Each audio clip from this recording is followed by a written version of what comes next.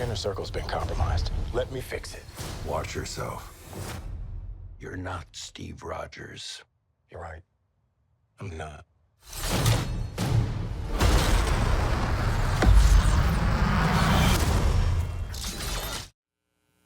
Hey, I'm Reggie Ponder, the Real Critic, and this week's movie is Captain America: Brave New World. Now, I know, some of you care less about the MCU and will not even entertain this conversation, but it's Black History Month, and you should care, if nothing else, for the fact that there are loads of cultural reasons to care about this film.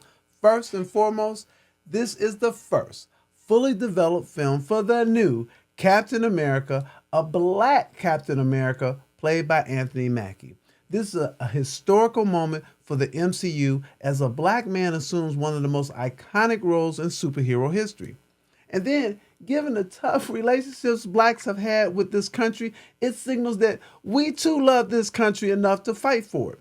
Additionally, Mackie is joined by Carl Lumbly, who plays Isaiah Bradley, a Black man who is part of an experimental program to create a new version of Captain America during the 1940s. Now, his character is inspired by the real-life Tuskegee experiments, where African American men were subjected to unethical medical trials without their consent. It had long-term health as well as social and economic impact.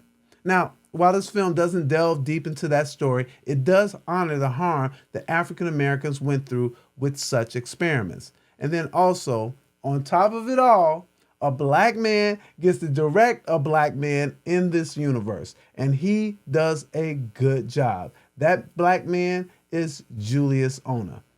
Now, that's some Black history right there. Now, as for the film itself, if you love the MCU, this story is about redemption for Harrison Ford, who plays the president, who is trying to convince the world, but more importantly, his daughter, who didn't like the type of behavior that he had as a general and a politician. He is trying to save the world by brokering a treaty that would share one of the world's new and most precious resources. It's also about revenge, as Samuel Stearns wants to make the president pay for using him to gain power. And Stearns, don't get it twisted, becomes a formidable adversary. And then, yes, it is about renewal, as Sam Wilson charts a new path and promises a new legacy for the iconic Captain America. I like the acting in this all the way around, from Mackie, Ford, Lumley, Shira Haas, Tim Blake Nelson, and Giancarlo Esposito. Everyone carried their weight and brought value to this film. I love Mackie's ability to show strength, humor, and leadership. It just shines throughout this film. I also like the action sequences. They lived up to the Marvel legacy. And the fact that the new Captain America has no superpowers was highlighted, as Mackie had to take as much pain as he gave out.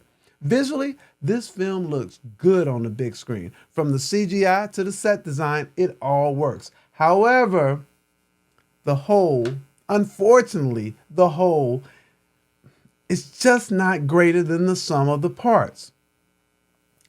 Captain America: Brave New World is somewhat brave, but not brave enough to introduce a Captain America that can stand alongside the iconic Captain America, Steve Rogers. Maybe the writers were waiting for the next movie, but that was a mistake, because you never get a chance to make a first impression.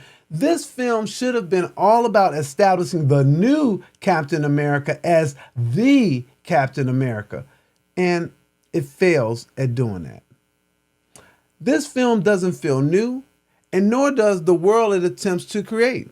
Add to that it introduces several new characters with little to no development, and this film feels like a MCU setup film. And what I mean by that, it's a film that sets the stage for something bigger and greater.